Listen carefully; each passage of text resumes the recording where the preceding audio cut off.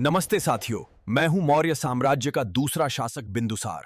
पिछली वीडियो में आप मिले थे मेरे पिता चंद्रगुप्त मौर्य से। इस वीडियो में आप जानेंगे मेरे और मेरे पुत्र अशोक के बारे में। तो चलिए शुरू करते हैं।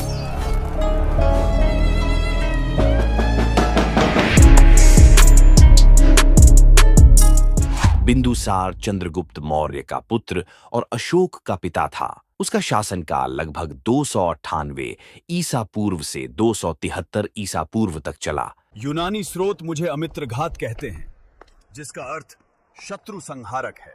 ये बात याद रखना, पेपर में पूछते हैं। वो एक ऐसा योद्धा राजा था जो अपने पिता की जीती हुई भूमि को और मजबूत बनाता गया। मैं दक्षिण में मैसूर तक मौर्य साम्राज्य का विस्तार कर चुका हूँ और मैंने अशोक को उज्जैनी का राज्यपाल नियुक्त कर दिया है।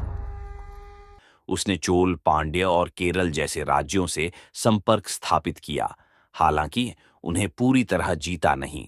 दिलचस्प बात यह है कि बिंदुसार का धार्मिक झुकाव आजीवक संप्रदाय की ओर था, जो मक्कली गोसाल द्वारा स्थापित किया गया। मैं आजीविका संप्रदाय का अनुयायी हूँ, जो मक्काली गोसाल द्वारा स्थापित किया गया है। मैंने 298 ईसा पूर्व से 273 ईसा पूर्व तक राज किया है। उसके दरबार में ग्रीक दूत डिमाक्स भी आए, जिन्हें सीरियन राजा एंटियोकस प्रथम ने भेजा था, और फिर 273 ईसा पूर्व में बिंदुसार की मृत्यु हुई, जिसके बाद सत्ता की लड़ाई में उनका पुत्र अशोक विजयी हुआ। बाकी पेपर में मेरे रिलेटेड क्वेश्चन कम ही आते हैं, तो अब आप पढ़िए मेरे पुत्र अशोक के बारे में।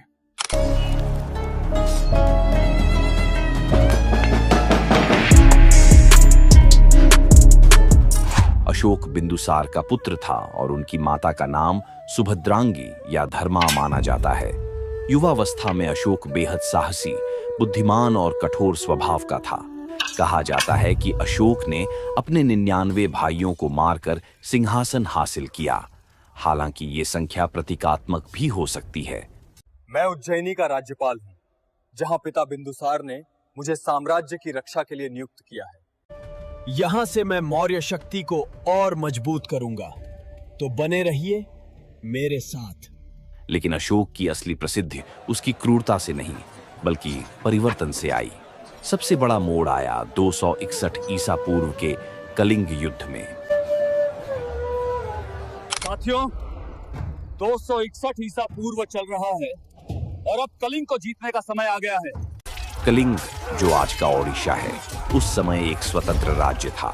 युद्ध इतना भयंकर था कि लगभग 1 लाख लोग मारे गए, 1.5 लाख बंदी बनाए गए और हजारों विस्थापित हो गए।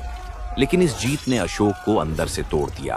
खून की नदियां देखकर उसके हृदय में पछतावा जागा। 261 ईसा पूर्व के कलिंग युद्ध में लाखों योद्धाओं की जान गई। ये मेरी सबसे क्रूर विजय थी, जो मुझे हमेशा सताएगी। कलिंग युद्ध के बाद अशोक ने सतना में नामक भिक्षु से दीक्षा ली और बौद्ध धर्म का बुद्ध ने पहला उपदेश दिया।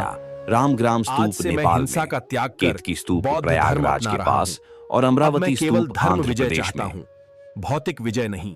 उसने बौद्ध धर्म के प्रसार के लिए जबरदस्त प्रयास किए। अभी 250 ईसा पूर्व में मैंने पाटलिपुत्र में तीसरी बौद्ध संगीति बुलाई है, ताकि बौद्ध धर्म शुद्ध और संगठित हो। इस संगीति की अध्यक्षता मोगलिपुत्त तिस्स ने की। इसलिए संगीति में बौद्ध धर्म की शुद्धि की गई। गलत मत वाले भिक्षुओं को संघ से बाहर किया। त्रिपिटक की पुनः समीक्षा हुई, जिसमें धर्म, विनय और अभिधम्म को व्यवस्थित किया गया। मोगलिपुत्त तिस्स ने कठावत्थु नामक ग्रंथ रचा, जिसमें मतभेदों का निराकरण किया। इस संगीति के बाद बौद्ध धर्म 2 शाखाओं में बंट गया, स्थविरवाद और महासांघिक। लेकिन सबसे रोचक हिस्सा था विदेशों में बौद्ध धर्म का प्रसार। ये मेरे पुत्र महेंद्र और पुत्री संघमित्रा हैं। मैं इन्हें श्रीलंका भेज रहा हूं, ताकि बौद्ध धर्म वहां फैले। आज तक श्रीलंका में थेरवाद परंपरा मजबूत है। कश्मीर और गांधार में मज्जिम और कस्सपगोत ने काम किया, जहां स्तूप और मठ बने। यहां तक कि मिस्र, मैसेडोनिया, साइरन और अलेक्जेंड्रिया के राजाओं जैसे टॉलेमी द्वितीय, एंटिगोनस और मेगास को भी धम्म का संदेश भेजा। अशोक ने लिखा, सभी धर्मों के प्रति सम्मान ही सच्चा धर्म है। ये पहली बार था जब कोई भारतीय शासक ने अंतर्राष्ट्रीय स्तर पर नैतिक विचार फैलाए। परिणाम, बौद्ध धर्म भारत से बाहर एक विश्व धर्म बन गया। और आज श्रीलंका से जापान तक इसका प्रभाव है। अशोक ने बौद्ध अवशेषों को 84,000 स्तूपों में बांटा। हालांकि ये संख्या प्रतीकात्मक है। देखिए, मैं मध्य प्रदेश सांची के स्तूप का निर्माण करवा रहा हूँ। ये ईंटों से बनाया जा रहा है। इसमें हम बुद्ध के अवशेष रखेंगे। इसमें 4 तोरण हैं जिन पर बुद्ध के जीवन की घटनाएं जैसे जन्म, ज्ञान प्राप्ति और उपदेश उकेरी गईं। बुद्ध को यहाँ प्रतीकों से दिखाया गया। घोड़ा गृह त्याग के लिए, धर्म चक्र उपदेश के लिए, बोधि वृक्ष ज्ञान के लिए। सांची से जुड़ा एक लघु शिलालेख भी मिला। इस लघु शिलालेख पर मेरा नाम देवानम प्रिय प्रियदर्शी लिखा जाए। भरहुत स्तूप सतना में है, धम्मेक स्तूप सारनाथ में जहां बुद्ध ने पहला उपदेश दिया, रामग्राम स्तूप नेपाल में, केतकी स्तूप प्रयागराज के पास और अमरावती स्तूप आंध्र प्रदेश में। यहां भगवान बुद्ध का जन्म हुआ। मैं यह शिलालेख रुम्मिनदेई नेपाल में स्थापित कर रहा हूं। इस लुम्बिनी शिलालेख पर लिखो, मैंने बुद्ध के जन्म स्थान का सम्मान किया और कर में कमी की। लुम्बिनी शिलालेख में स्पष्ट लिखा है कि यहाँ बुद्ध जन्मे और क्षेत्र कर मुक्त है। मैं गिरनार में यह शिलालेख स्थापित कर रहा हूं ताकि धम्म और शांति मेरी प्रजा तक पहुंचे। पशुवध पर रोक भी लगा दी है। कलिंग युद्ध के बाद मैंने धम्म अपनाया। ये शिलालेख मेरी प्रजा को शांति और धर्म की राह दिखाएंगे। स्तंभ लेखों में 7 प्रमुख हैं, जैसे सारनाथ स्तंभ जिसमें 4 सिंह हैं, जो भारत का राष्ट्रीय प्रतीक है। इन अभिलेखों में अशोक का नाम नहीं बल्कि देवानम प्रिय प्रियदर्शी है। विषय जन कल्याण, अहिंसा, सहिष्णुता, धर्म महामात्रों की नियुक्ति, कुएं, सड़कें, अस्पताल बनवाना। अशोक के अभिलेख तो जैसे इतिहास की आवाज है। ये पत्थर या स्तंभों पर खुदे संदेश हैं जो धम्म के प्रचार के लिए बनवाए गए। इस शिलालेख पर मेरा धम्म लिखो, अहिंसा, सत्य और सभी धर्मों का सम्मान। ये अभिलेख पूरे भारत में फैले।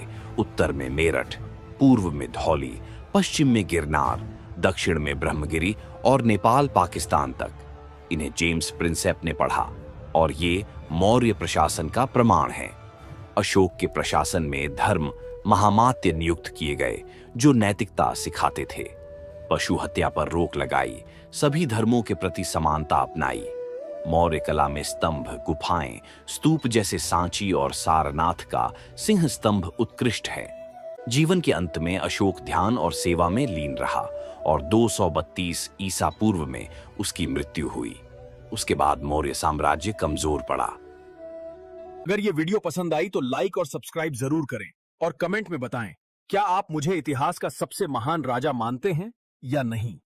अगले वीडियो में एक बार में ही हम बौद्ध धर्म कंप्लीट करेंगे। किसी और टॉपिक पर वीडियो चाहिए तो कमेंट्स में बताएं। धन्यवाद।